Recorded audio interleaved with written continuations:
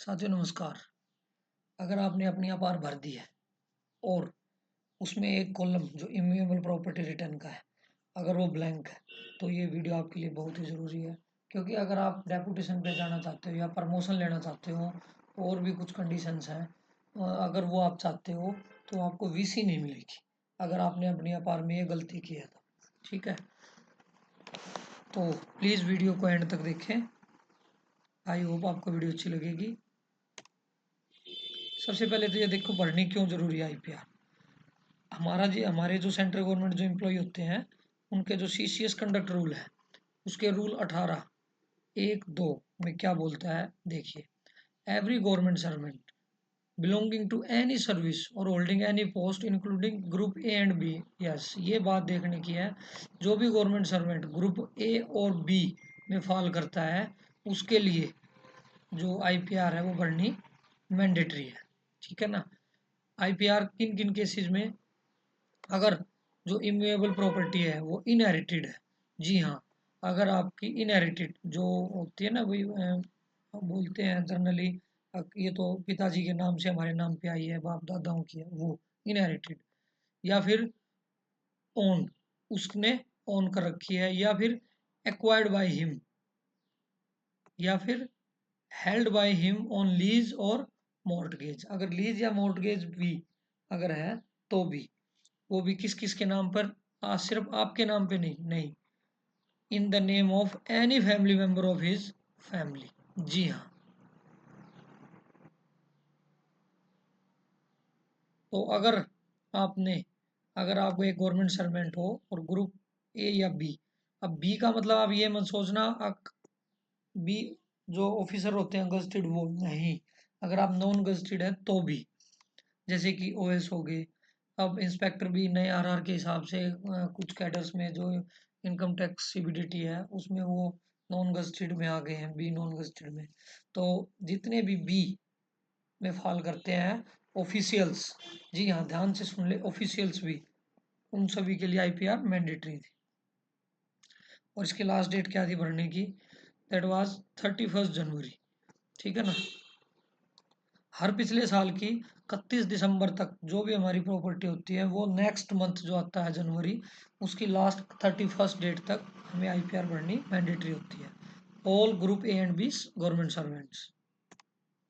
Next, अगर आप नहीं भरते हो तो क्या क्या कॉन्सिक्वेंसेज हो सकते हैं, तो मैं बता देता हूँ।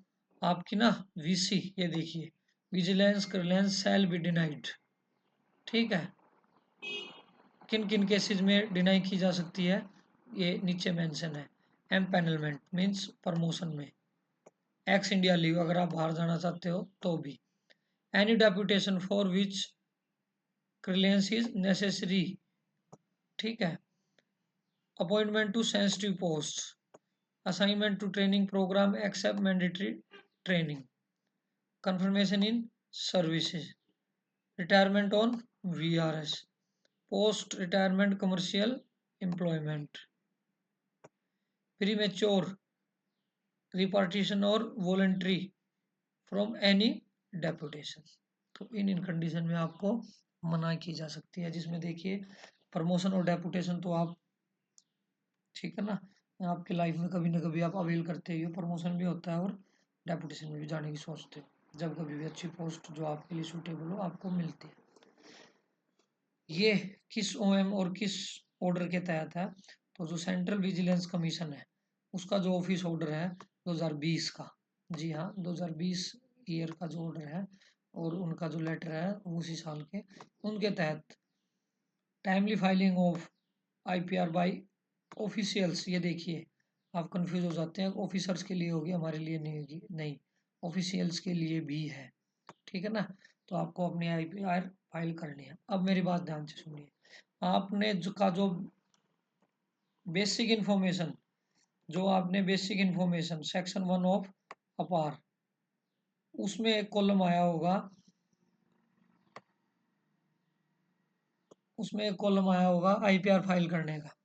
ठीक है, अगर आपने उसमें, वो आपका ब्लैंक है, अपनी अपार खोल के देखिए, सेंट में जाके और सेक्शन 1 में देखिए, अगर ब्लैंक है तो अपने प्राइमरी कस्टोडियन से रिक्वेस्ट कीजिए। अब उसमें जो भी विद डॉक्यूमेंट्री एविडेंस दे के, अक्सर ये हमारी आईपीआर हमने टाइमली सबमिट की थी, वेरीफाई करवा के डीडीओ से या जो भी कंसर्न ऑफिसर हो, और अपने वहाँ पे डेट डलवाइए, अपडेट करवाइए, ठीक है। वरना कल को जो जिन जिन कंडीशन में अभी बताया था, इनमें अगर आपकी वीसी जो है वो विदहेल्ड या फिर रोकी डिनाइड की जा सकती है।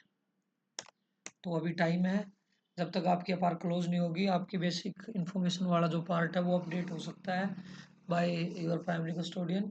तो अभी अपनी देखें और प्लीज़ भरें। Thank you.